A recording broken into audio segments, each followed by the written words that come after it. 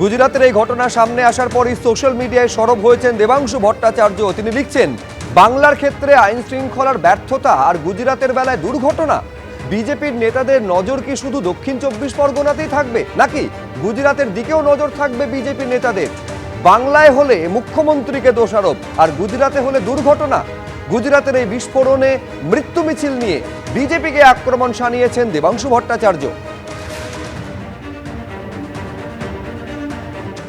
ভুতুড়ে ভোটার বিতর্কে মিছিল করতে চেয়ে আদালতে আবেদন বিজেপির। আদালতের দ্বারস্থ হলো বিজেপি নেতৃত্ব। কাল দুপুর 2টো থেকে বিকেল 6টা পর্যন্ত মিছিলের অনুমতি চেয়ে আবেদন জানানো হলো। কাল হাইকোর্টে বিজেপির আবেদনের শুনানি রয়েছে। পুলিশের অনুমতি না পেয়ে হাইকোর্টে দ্বারস্থ হলো বিজেপি। ভুতুড়ে ভোটার বিতর্কে মিছিল করতে চেয়ে হাইকোর্টে আবেদন বিজেপির তরফে।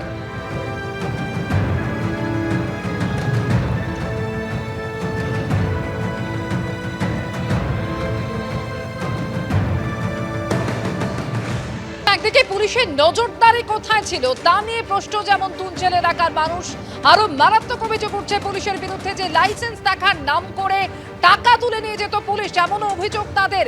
যে ঘটনা ঘটে গিয়েছে, অর্থাৎ যেভাবে বাড়িতে মজুদ বাজি থেকে বিস্ফোরণ, ভয়াবহ বিস্ফোরণ, যে বিস্ফোরণে ইতিমধ্যেই 8 জনের মৃত্যু হয়েছে, আগেই 7 জনের মৃত্যু হয়েছিল এবং আরো একজন মহিলাকে এসএসকেএমে নিয়ে যাওয়া হয়েছিল, যার শরীরের 75% অংশ পুড়ে যায়, পরে তারও মৃত্যু হয়। একই পরিবারে 3 শিশু সহ 8 জনের মৃত্যু। মৃতদের মধ্যে 6 মাসের 2 শিশু, 6 বছরের শিশুকন্যা, 9 বছরের বালক এবং 80 বছরের এক বৃদ্ধাও রয়েছেন। প্রায় 1 দশক ধরে বাড়ির মধ্যে এই বেআইনি কারবার চলছিল বলে অভিযোগ। সরাসরি এই মুহূর্তে চলে যাব, ময়ূক ঠাকুর চক্রবর্তী রয়েছেন আমাদের সঙ্গে কাকদ্বীপ মহকুমা হাসপাতালের সামনে থেকে।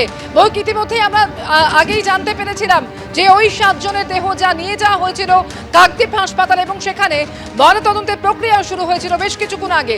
সেই প্রক্রিয়া কি ইতিমধ্যেই সম্পন্ন হয়েছে? আর কি জানা যাচ্ছে কাকদ্বীপ মহকুমা হাসপাতাল সূত্রে?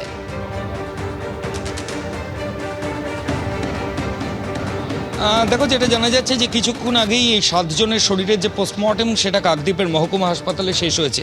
আমি অতনু কুণ্ডু ছবিটা দেখানোর জন্য বলবো। এই মুহূর্তে এসডিপিও কাকদ্বীপ তিনি নিজে রয়েছেন। এর পাশাপাশি একটা যে থানার আওতাধীন সেই থানার যিনি অফিসার ইনচার্জ এবং পুলিশের যারা অন্যান্য সদস্য তারা রয়েছেন। যেহেতু এটা সেন্সিটিভ ঘটনা, এতজনের মৃত্যুর ঘটনা, 8 জন মারা গেছেন, 7 জন এখানে এবং একজন কলকাতার এসএসকেএম হাসপাতালে সেখানে পোস্টমর্টেম হচ্ছে। এবং এই 7 জনের শরীরে পোস্টমর্টেমের প্রক্রিয়া আজ সকাল 12টা নাগাদ শুরু হয় এবং তার কিছু পর থেকে যেটা পুলিশ সূত্রে খবর পাওয়া যাচ্ছে যে কিছুক্ষণ আগেই পোস্টমর্টেম শেষ হয়েছে।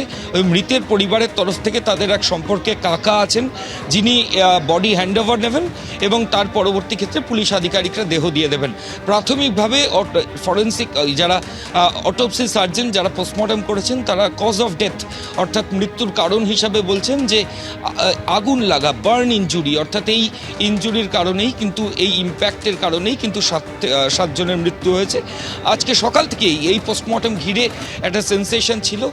এখানে পুলিশ বাহিনীর ডিপ্লয়মেন্টও আমরা চোখে পড়েছে, কিন্তু কিছুক্ষণ আগেই পোস্টমর্টমের প্রক্রিয়া শেষ হয়েছে। পুলিশ আধিকারিকরা কিন্তু অনিচ্ছাকৃত খুনের মামলা, কালপেবল হোমিসাইড, সেটা ওই 2 জন বাড়ির যারা সদস্য তাদের বিরুদ্ধে করেছেন।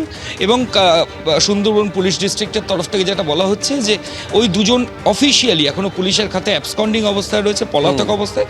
পুলিশ আধিকারিকরা দেখছেন, তাদের খোঁজে তল্লাশি চলছে।